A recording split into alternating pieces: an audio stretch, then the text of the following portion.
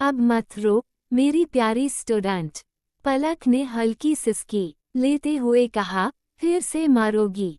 हिना ने शरारती मुस्कान के साथ कहा, अगर गलती करोगी तो हाँ। पलक ने तुरंत सिर हिलाया, फिर मैं पिटाई नहीं खाना चाहती। हिना ने उसकी नाक खींची और कहा, तो अच्छे से पढ़ना। धीरे धीरे पलक ने समझ लिया कि हिना पढ़ाई को लेकर सख्त है, लेकिन उसके अंदर एक अपनापन भी है।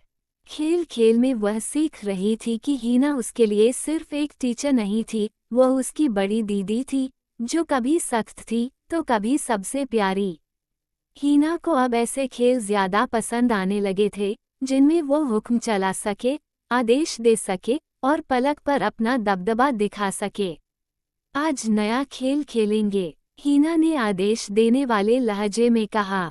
पलक सहमी हुई थी, वह पहले ही समझ चुकी थी कि इस बार फिर कोई ऐसा खेल होगा जिसमें उसे झुकना पड़ेगा। उसने धीमे स्वर में पूछा, क्या खेल, दीदी? हिना ने अपनी चप्पल उतारी और आंगन में रख दी। आज तुम जूता साफ करने वाली बनोगी और मैं ग्राहक। पलक का चेहरा उतर गया। पर मुझे नहीं आता जूता साफ करना।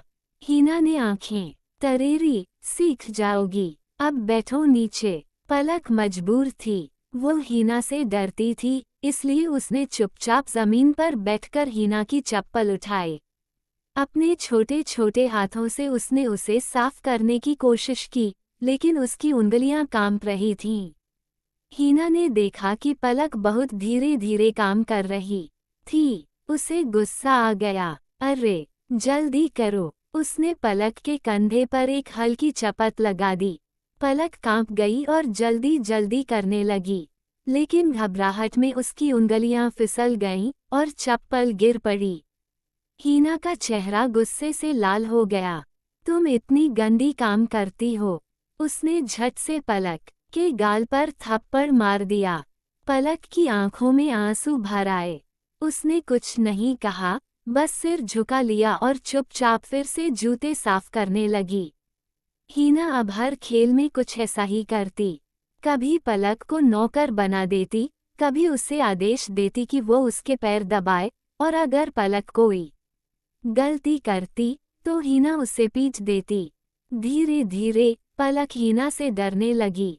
जब भी हिना उसे खेल के लिए बुलाती, उसके चेहरे पर डर साफ दिखता, लेकिन हिना से इनकार करने की हिम्मत उसमें नहीं थी। गर्मियों की छुट्टियां खत्म होती हैं समय